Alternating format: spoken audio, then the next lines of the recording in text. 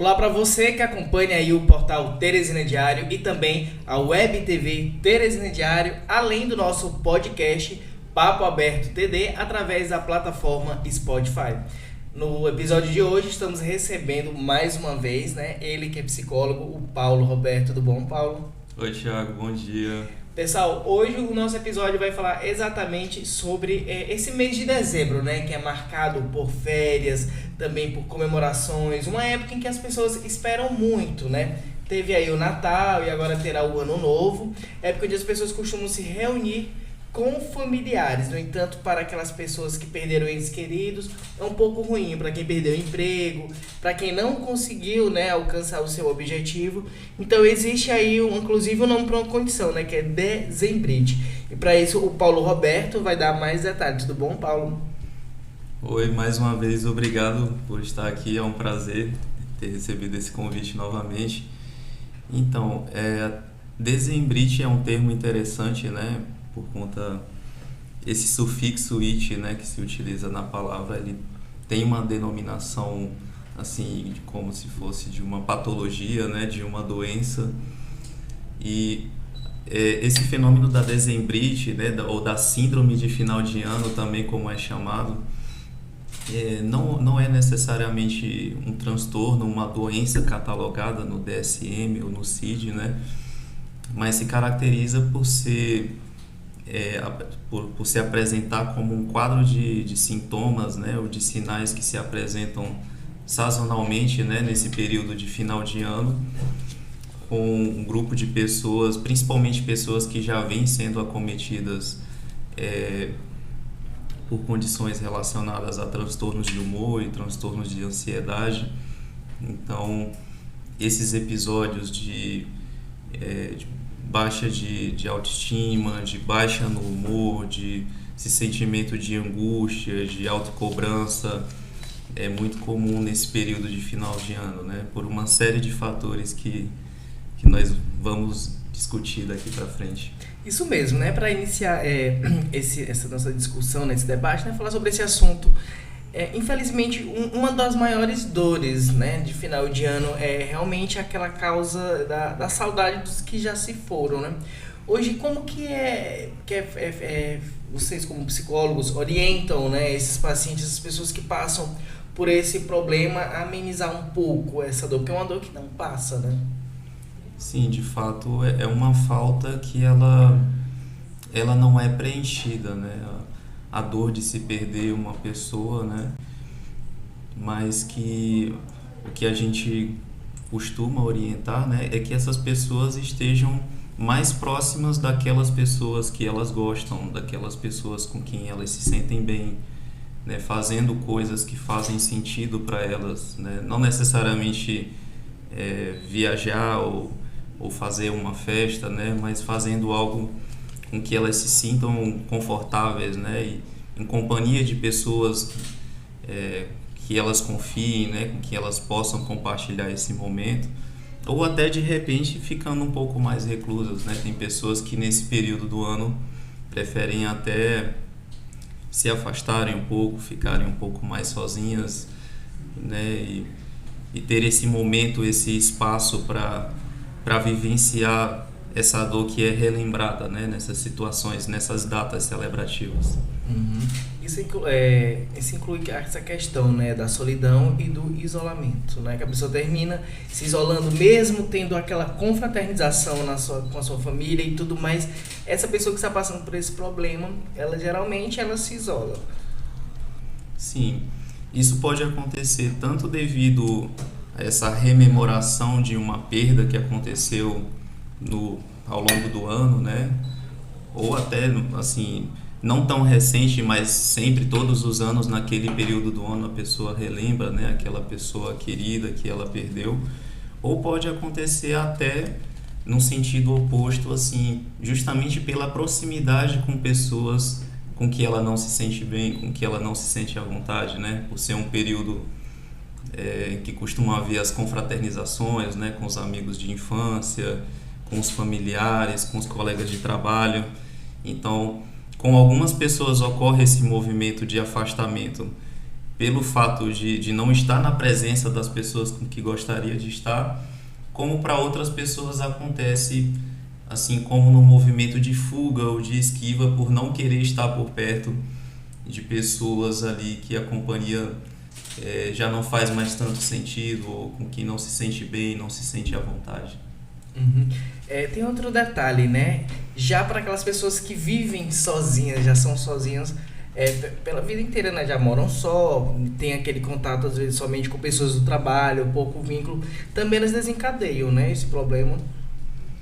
Sim, pode ocorrer, né? Para algumas pessoas que, por exemplo, moram em outra cidade, né? Diferente, sem ser a sua cidade natal, né? Longe da família, longe dos seus amigos. Outras pessoas realmente preferem estar mais sozinhas, e isso para elas não é um problema, não é algo assim que acarrete um sofrimento significativo. Então a gente tem que avaliar pessoa a pessoa, né, caso a caso, aquilo que o que faz mais sentido para cada um, né? Aquilo que traz mais satisfação para cada pessoa, né? Se ela realmente prefere estar sozinha, se ela prefere estar acompanhada, com quem ela quer estar acompanhada, né? Porque geralmente existe nesses períodos, né, como agora do Natal, do Réveillon, e principalmente por decorrência das redes sociais, acabam havendo muitas comparações, né, de que todas as pessoas devem estar celebrando, viajando, reunidas com a família, e existem aqueles modelos padronizados, né, de como essas famílias devem ser, né, e que todo mundo nas redes sociais parece muito feliz, parece muito satisfeito com a própria vida, todo mundo viajando para lugares incríveis, casamentos perfeitos. E isso também acaba ocasionando essas comparações, né? Poxa, eu estou aqui sozinho no meu apartamento e essas pessoas estão em tal lugar, estão fazendo tal coisa. Justamente, é aquela questão da chamada positividade tóxica, né? Aquela necessidade de se sentir feliz, grato a todo tempo, postar nas redes sociais uma alegria que muitas vezes não é aquela alegria realmente, né? Que hoje em dia as pessoas costumam até aplicar para quem utiliza isso no Instagram como filtro social, né? Você se fantasia de algo que não é real através do Instagram. Tem algum conselho, algo do tipo para esse tipo de pessoa que tem esses comportamentos? Bom, acredito que 2 pontos nesse sentido são muito importantes. O primeiro é entender que aquilo que nós vemos nas redes sociais não representam integralmente a vida de qualquer pessoa. O que as pessoas postam nas redes sociais pode ser considerado como uma fração da vida dela, né? Uma parte da vida dela. Não necessariamente também representa aquilo que de fato acontece, né? Como, por exemplo, a gente vê no caso de celebridades, pessoas famosas, né, postando fotos em família, fotos de casais, e que todos pensam ou idealizam, né, que são casamentos perfeitos, que são famílias muito bem ajustadas, que não passam por nenhum tipo de problema, e no dia a dia se apresenta de uma forma diferente.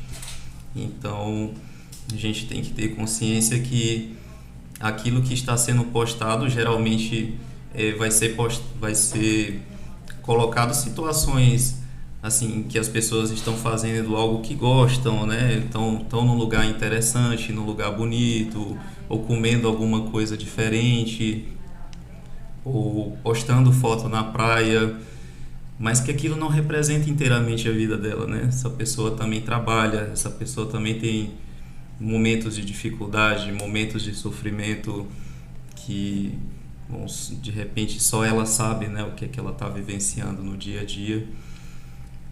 E outro ponto importante também, de repente, seja dosar essa exposição ao uso das redes sociais, né? Principalmente se é algo que está provocando sofrimento nesse momento, né?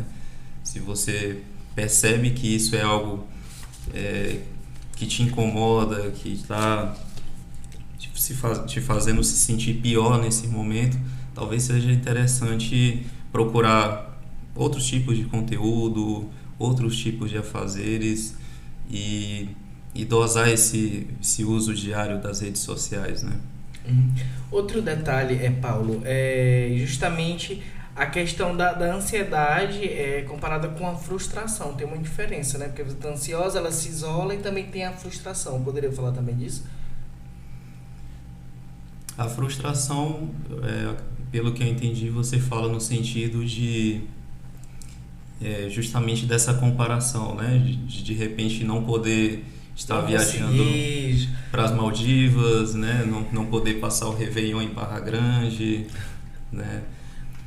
Então, um ponto passa por isso de compreender o quanto que de repente houve todo um planejamento, né, para que uma certa pessoa hoje esteja passando o Réveillon, o Natal em um certo lugar, o quanto que ela teve que trabalhar para poder estar ali naquele momento, planejamento financeiro, né?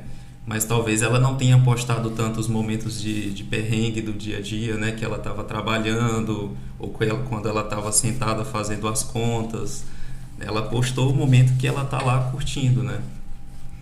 E outra coisa é que, de repente, eu posso não ter condição de ir para um certo lugar, eu posso não ir passar o Réveillon no Rio de Janeiro, mas existem outras possibilidades para mim, existem outras coisas que eu posso fazer dentro da minha realidade, dentro do meu contexto, dentro das minhas possibilidades. Eu posso também encontrar alternativas que sejam viáveis para mim e que também sejam satisfatórias, né? Então, talvez não pensar o que eu poderia fazer se eu tivesse numa condição diferente, né? Ou se eu tivesse uma vida de uma outra pessoa, mas buscar compreender o que é que está ao meu alcance, né? Dentro daquilo que pode ser feito, dentro daquilo que eu posso realizar, o que é que me traria satisfação nesse momento. Engraçado, né, que geralmente na virada do ano é um momento em que muitas pessoas já pensam, já focam no próximo ano, já no futuro, mas infelizmente outras pessoas já veem todo aquele histórico, né, do mês de janeiro até aquele momento, e isso causa aquele sofrimento. Então eu queria só que você deixasse aí mais algumas recomendações, dissesse como que essas pessoas podem ser ajudadas, se autoajudar também. Então, o tempo sempre continua passando, né? Indefinidamente o tempo sempre está passando.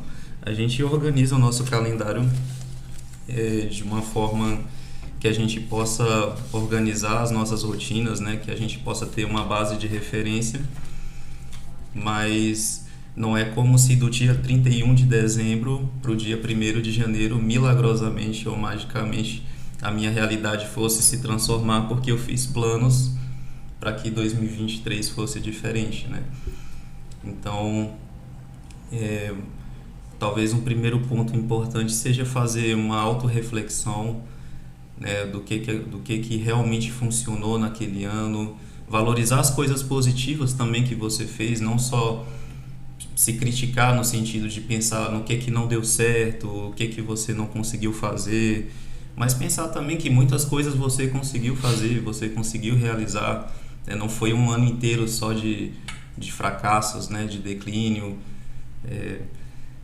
Com certeza houveram altos, houveram baixos, né? Então, o que está sendo feito de positivo que pode ser mantido, né? Que pode ser continuado, e dentro daquilo que não está correspondendo às expectativas, né? Dentro daquilo que está provocando insatisfação, o que pode ser traçado de estratégia para que no ano seguinte possa ser feito de repente de uma maneira diferente, para se alcançar resultados diferentes. E ter um certo cuidado em relação a essas metas, né, esses planos que se faz para o ano seguinte também, sempre pensando em se estabelecer objetivos, se estabelecer metas que sejam realmente viáveis, né? De repente, você pode dividir um grande objetivo maior em objetivos menores, em etapas mais simples que você pode ir cumprindo, né? Você pode colocar isso no papel, né? Organizar isso num planner, né? Você pode estabelecer qual o prazo que você pretende alcançar esse objetivo, quais são os recursos que você vai precisar para se alcançar aquilo, de que pessoas você vai precisar, que tipo de ajuda você vai necessitar para alcançar aquilo, né? Então, um ponto importante é sempre deixar essas metas, esses objetivos o mais palpáveis possíveis, né? Não somente algo assim do campo do querer, né? No campo da ideia, mas você tornar algo o mais próximo possível de algo que realmente pode ser realizado, para que isso eventualmente não se torne mais uma grande frustração. Uhum. Paulo, muito obrigado aí, né, por ter participado mais uma vez aqui do nosso podcast. Gostaria de acrescentar algo que não comentamos? Só mesmo agradecer mais uma vez pelo convite de estar aqui com vocês e desejar boas festas a todos, né, que vocês, cada um da sua maneira, com as pessoas com que gosta, né, ou nos lugares que prefere estar, que cada um tenha um bom momento, um momento assim, de boas reflexões e que possa começar esse ano com um pouco mais de leveza do que como foi no ano anterior. Muito obrigado, Paulo. Bom, pessoal, esse foi o último podcast, né, desse ano de 2022. Se você perdeu algum episódio, você pode ouvir pela primeira vez, também pode escutar novamente através do Spotify. Você vai lá e coloca Papo Aberto TD, e também através das plataformas digitais do portal e web TV teresinadiario.com. Paulo, mais uma vez, muito obrigado. E para você aí de casa, um feliz ano novo e até 2023.